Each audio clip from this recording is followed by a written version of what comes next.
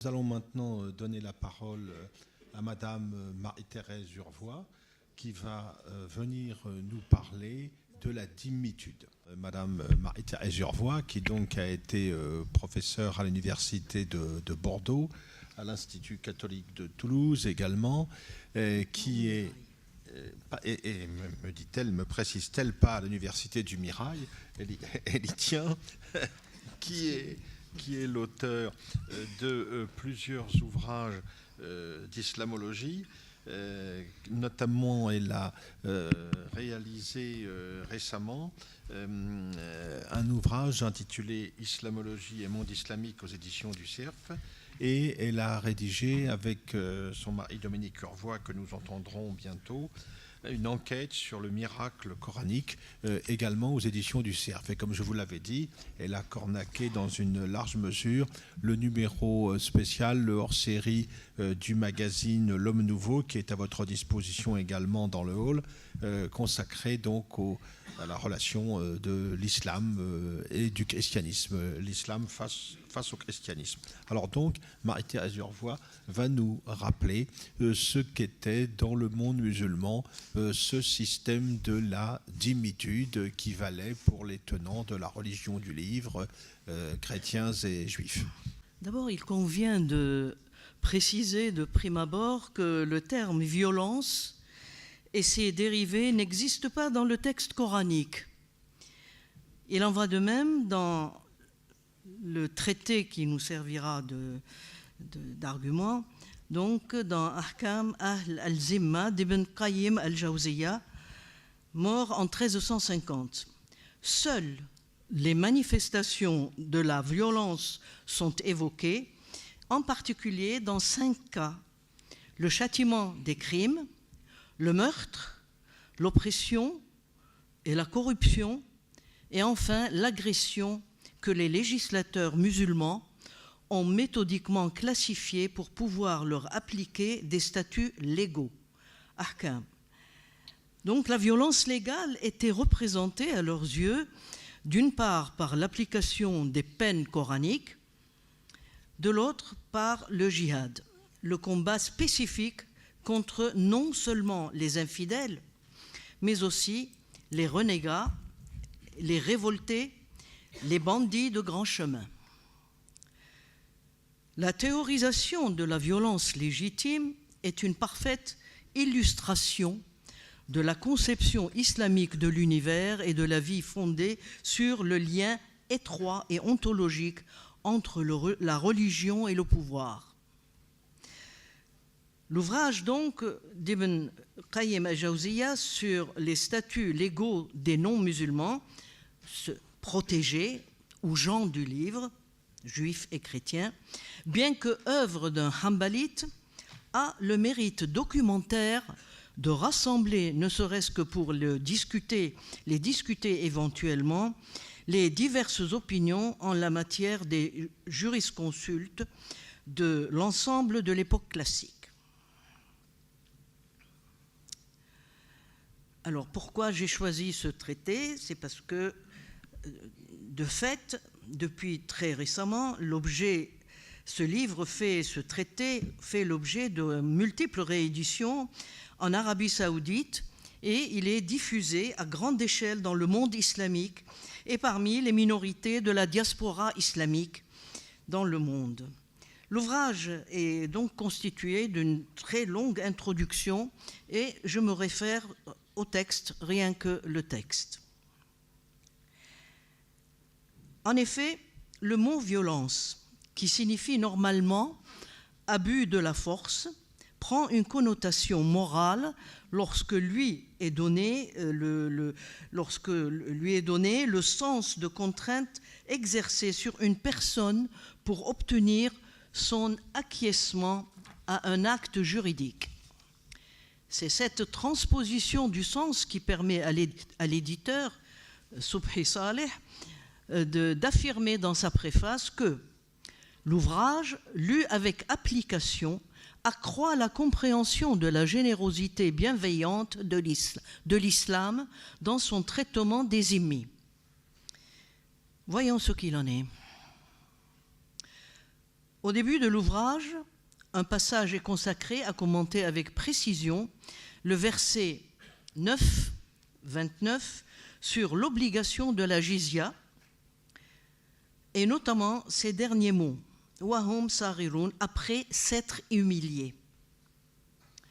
Il montre comment à la violence effective, qui est théoriquement écartée des protégés, est substituée une violence morale. En effet, la jizya est définie comme étant un tribut, kharaj, qui frappe les têtes des infidèles pour les humilier et les soumettre, c'est-à-dire jusqu'à ce qu'ils donnent le tribut pour sauver leur nuque. Le mot jizya dériverait de al-jaza, soit le prix de leur impiété. C'est pourquoi elle est prise alors qu'ils sont humiliés. Pour Ibn Qayyim, on aurait dit avec douceur si ce tribut avait été en prix de ce que nous nous fions à eux, ce qui n'est pas le cas. On ne peut confondre non plus la jizya avec une fidya, une rançon, car la première est un châtiment. Les mots du verset de leurs propres mains, an yadin, sont expliqués avec comme signifiant qu'il faut la donner avilie et vaincue. Pour certains, le mot étant humilié implique qu'il paie debout alors que le receveur, lui, est assis. Le zimmi l'apportera lui-même à pied, non monté à cheval. Il attendra longtemps debout. Il sera traîné à l'endroit du paiement avec brutalité. Sa main sera tirée avec force et il sera injurié. On a ainsi assimilé le mot jizya à al-sarar, substantif de Sarirun, du Coran donc. Toutefois, objecte Ibn al-Qayyim, ceci n'est pas le sens du verset car ce n'est pas une transmission naql d'après le prophète ou ses compagnons. Le véritable sens est que les zimmis sont obligés à se voir appliquer les statuts les concernant édictés par la communauté et donc à donner la jizya. C'est cette obligation qui est désignée par le mot as-sarar. Ibn Hanbal a dit « on les traînait par leurs mains et on les marquait au cou s'ils ne payaient pas al-sarar ». C'est Dieu qui dit « alors qu'ils sont humiliés ». Pour Ibn al-Qayyim, cela indique que si le zimmi paie ce qu'il doit, s'acquitte de son obligation de sarar, il n'y aura aucun besoin de le tirer par la main ni de le battre. Néanmoins, il cite également un certain Muhanna ben Yahya qui précise « On trouve bon qu'il peine pour l'acquittement de la jizya ». Et un autre ajoute « On n'a pas voulu les torturer, ni les charger au-dessus de leurs possibilités, mais l'on a voulu leur manifester du dédain et les humilier. » Concrètement, cette humiliation doit se manifester en ce que, puisque la main qui donne se trouve en dessous et la main qui prend en dessous, les imams ont veillé à ce que cela ne soit pas le cas pour la jizya. Ils ont donc fait en sorte que la main du donneur soit en dessous de celle du receveur. Ce qui fait dire au Qadi Abu Ya'la que ceci est bien la preuve de ce que, lorsque des chrétiens gèrent les affaires du pouvoir, ils manifestent de la supériorité et de la tyrannie envers les musulmans. Aussi, il n'y avait pas de pacte de protection pour eux quand ils collectent les impôts. Ceci rendrait leur sang licite. Toujours Ibn al-Qayyim approuve cette idée en arguant de ce que Dieu lui-même a étendu le devoir de combat jusqu'au terme du paiement de la jizya par le zimmi dans un état d'abaissement. De la sorte, si l'attitude du chrétien ou de n'importe quel autre zimmi est contraire à l'humiliation et l'abaissement, il n'y a plus d'immunité, ni pour son sang, ni pour son bien. Et il n'y a plus de protection, zimma, pour lui. Ainsi donc, la jizya a bien été décrétée pour abaisser et humilier les infidèles, et non comme un loyer pour une habitation. Il sera précisé plus loin que toute somme prélevée sur les zimmis pour éviter que leur sang ne coule est comptée comme jizya. Tout au long de l'ouvrage, l'ambiguïté est maintenue parce que le terme infidèle est toujours confondu avec le terme zimmi. Ainsi, par exemple, il est dit que celui qui tue sur commande une personne qu'il croit être un infidèle n'a pas de diya à acquitter, prix du sang. Le raisonnement justificatif est le qiyas, le syllogisme suivant: l'infidèle ne peut hériter du musulman puisqu'il est harbi, habitant du territoire de la guerre, et ennemi des musulmans, et l'héritage ne peut aller avec l'hostilité manifeste ou active.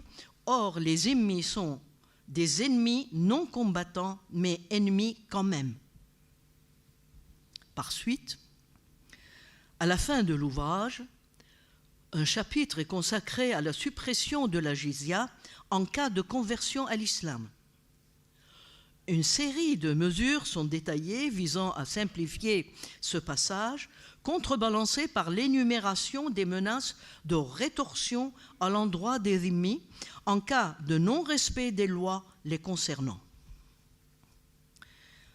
Le chapitre porte comme sous-titre l'expression « aslama yaslam ». Traduction: il est devenu musulman, il est sauf. L'islam annihile l'avilissement de la jizya et son humiliation. Le but est d'attirer volontiers les gens dans des rapports d'amitié envers l'islam. Le critère de la supériorité hiérarchique du musulman comme tel est central. Toutes les formes bien connues de discrimination sont justifiées par lui. Le prophète, ayant ordonné à ses seuls adeptes de porter le turban et la barbe, cela est interdit aux zimmis.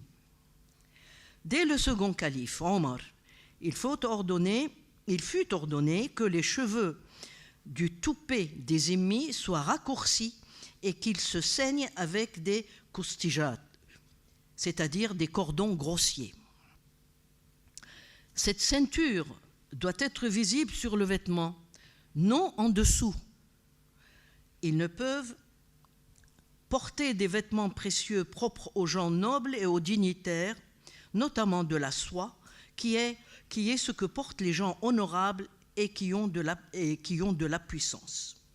Le zimmi doit marcher dans les rues étroites, ne peut passer dans une rue large que s'il y a peu de musulmans. Il ne peut fréquenter les bains des croyants, ou bien il doit porter une cloche au cou pour que l'on sache ce qu'il est. Il ne peut monter à cheval comme les musulmans et il n'a droit à user d'une mule ou d'un âne qu'avec la permission de l'imam. La monture ne devant avoir aucun harnachement ni aucune selle agrémentée d'or ou d'argent. Il n'a pas le droit d'accession ou de préemption sur une propriété si un musulman veut le même objet. Car le but du message, entre guillemets, est que la parole de Dieu doit rester toujours supérieure et il ne peut porter un prénom considéré comme islamique. Ces formes de discrimination par le vêtement, la coiffure, la monture sont complétées par celles de la langue, pour ceux dont l'arabe n'est pas la langue maternelle. Car l'arabe est la langue de la révélation, les louanges faites au prophète et même celles du paradis, ce qui en fait la glorification des Arabes.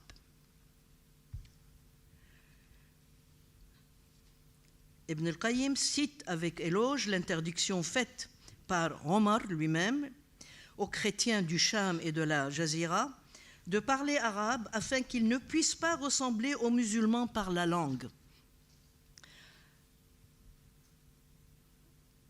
À plus forte raison, le culte ne doit pas être perceptible par les musulmans interdiction de processions publiques et de toute forme sonore, telle que cloche ou chauffard, interdiction d'élever la voix dans la prière, interdiction d'allumer des cierges ou des torches et de festoyer comme les musulmans les jours de fête.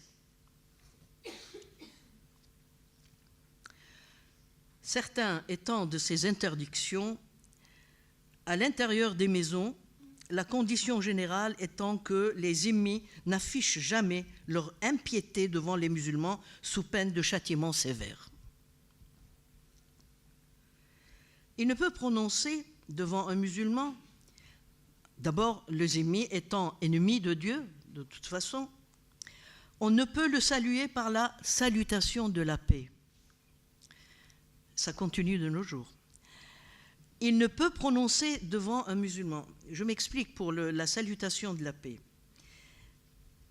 Le traité de fiqh, de droit islamique, Ibn al-Qayyim, argumente en ce sens en rappelant que le prophète n'a jamais écrit au roi des infidèles en commençant par « Assalamu alaykum », mais toujours par « Salut à ceux qui suivent la guidance ».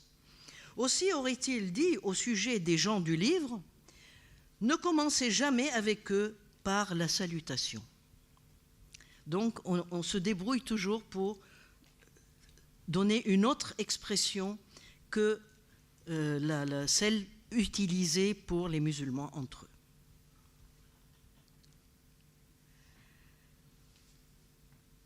Il ne peut prononcer devant un musulman des mots qui indiqueraient une satisfaction de sa propre religion. Et on ne saurait le congratuler à l'occasion de ces fêtes de jeûne. Un musulman ne peut visiter un zimmi malade que s'il lui propose l'islam et que le malade accepte. Un musulman ne peut louer ses services à un zimmi car en cela se trouve une sorte d'humiliation pour le musulman et une injure à son endroit de la part de l'infidèle. En revanche,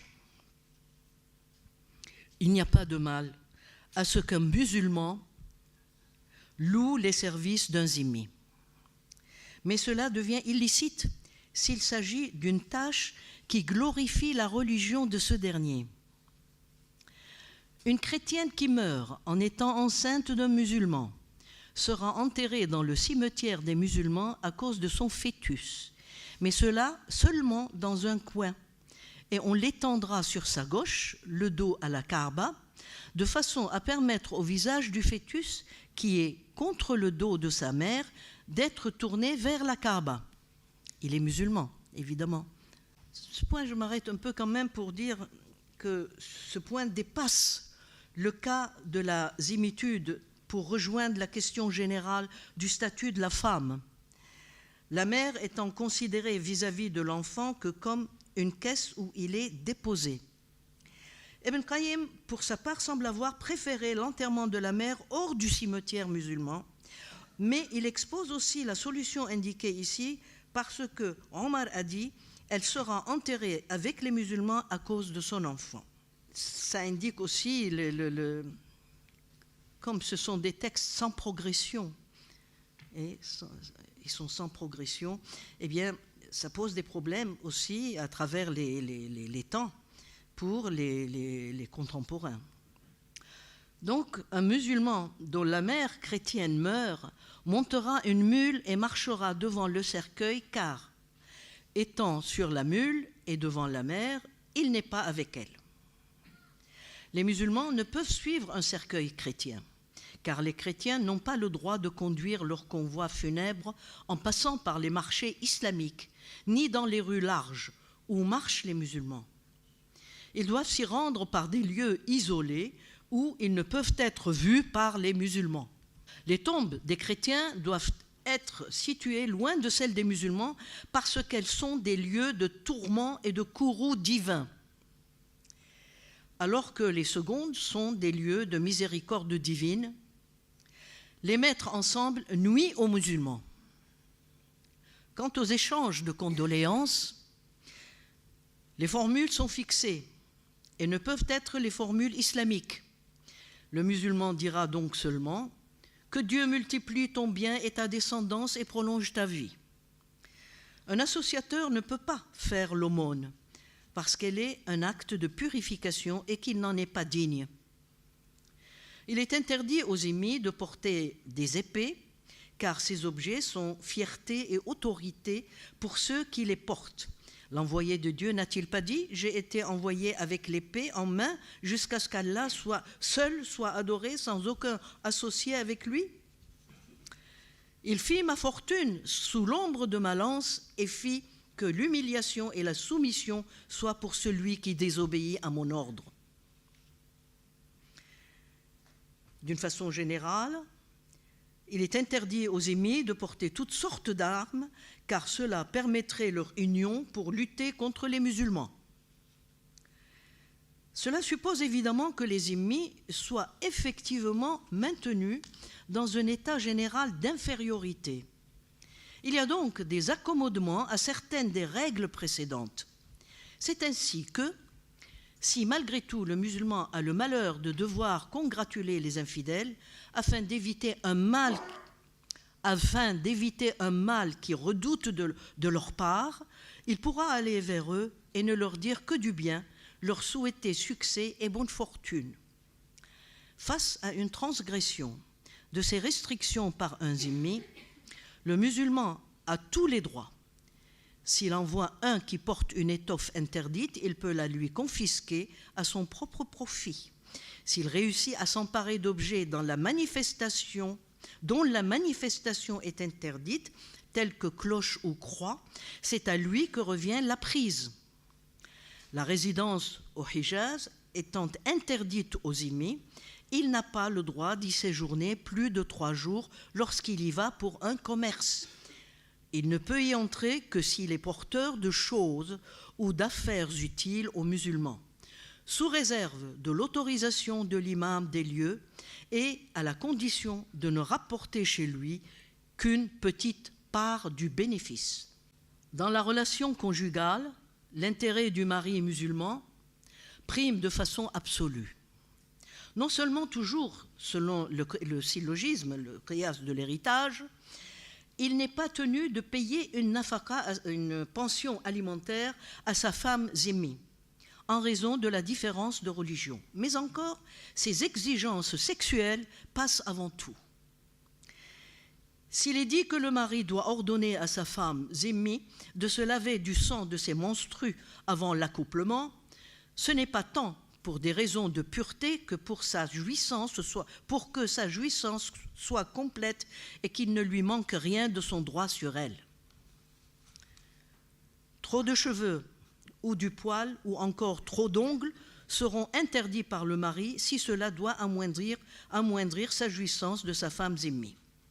De même, s'il ne peut pas lui interdire de boire du vin, il doit lui interdire de s'enivrer et il peut l'obliger à se laver la bouche, non pas pour des raisons morales, mais parce que cela lui nuit personnellement, en ce que la boisson fermentée est une souillure qui lui rend impossible de l'embrasser sur la bouche et ainsi d'en jouir pleinement. Ce sont des citations, bien entendu. Toujours pour pouvoir avoir une pleine jouissance, il lui interdira de manger du poireau et de l'ail. Enfin, un musulman qui a une femme chrétienne ne lui permettra pas d'aller aux fêtes chrétiennes, ni à l'église. Ibn al-Qayyim en donne 2 raisons. En premier lieu, il souligne que cela lui fait manquer l'exercice de son droit de jouir d'elle, alors que ce droit est permanent pour lui à chaque instant. Et c'est seulement en second lieu qu'il note que par là, il ne l'encourage pas à pratiquer l'impiété. En revanche, il ne peut empêcher sa femme de jeûner, même si cela lui fait manquer pendant ce temps la jouissance d'elle. L'intérêt de la communauté islamique dans son ensemble intervient également. Non seulement il est déconseillé d'acheter les esclaves des zimmis, car ceux-ci, payant la jizya pour leurs esclaves, cela en priverait les musulmans, et aussi d'acheter leurs terres, car cela priverait les musulmans du kharaj, c'est-à-dire l'impôt foncier. Mais encore, Ibn al-Qayyim définit explicitement le droit de spoliation. Donc, je cite, « Si les chrétiens sont devenus peu nombreux et que leurs églises sont nombreuses, on leur en prendra la majorité, tout comme on leur prendra ce qui constitue dommage, madarra, pour les musulmans. Ce que les musulmans ont besoin de prendre est pris. Mais si les chrétiens sont nombreux dans un bourg et qu'ils aient une vieille église qu'ils n'aient pas besoin de prendre et qui n'a aucun intérêt, il faut la leur laisser. Le prophète et ses successeurs leur ont laissé les églises dont ils avaient besoin, puis ils en ont repris. Les chrétiens ne peuvent se vanter de l'hospitalité qu'ils donnent aux musulmans dans leurs églises, car c'est un dû et qu'ils n'en ont que l'usufruit. Les musulmans étant propriétaires de toutes les parties de la terre conquise, ce n'est pas comme leurs maisons dans lesquelles on ne peut entrer qu'avec leur permission. Quant à savoir si un musulman peut prier dans une église ou une synagogue, les uns les considèrent comme des lieux purs puisqu'elles font partie des propriétés des musulmans et invoquent l'exemple des compagnons qui l'ont fait. Les autres estiment que ce sont des lieux du courroux de Dieu et se réfèrent à l'interdiction faite par le prophète de prier en terre de Babel. Mais en aucun cas, il ne saurait s'agir de demander la permission aux immis. Ce que nous venons d'énumérer, un peu cliniquement, appelle plusieurs observations. Il y a ces textes et il y a des observations que nous pouvons faire. D'abord, à la lecture, on est frappé par l'usage intensif de l'argumentation rhétorique sophistique jouant sur les rebonds lexicaux. On ne veut pas leur faire du mal, mais on veut les humilier totalement. Il y a toujours un « mais ». En deuxième lieu, l'ouvrage est bâti selon un procédé destiné à convaincre de la légitimité des assertions. En tête de chaque chapitre figure la citation d'une formule supposée dite par eux. Et la fatwa se trouve formulée en réponse, non à des faits énoncés par le mufti, mais par des engagements déclarés par les émis. On fait dire aux émis pour pouvoir opposer la fatwa. Pour étayer chaque fatwa, une gradation crescendo est observée dans les sources. Des noms isolés.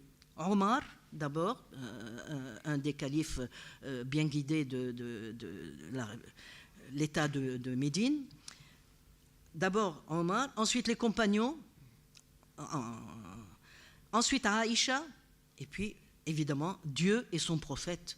C'est imparable.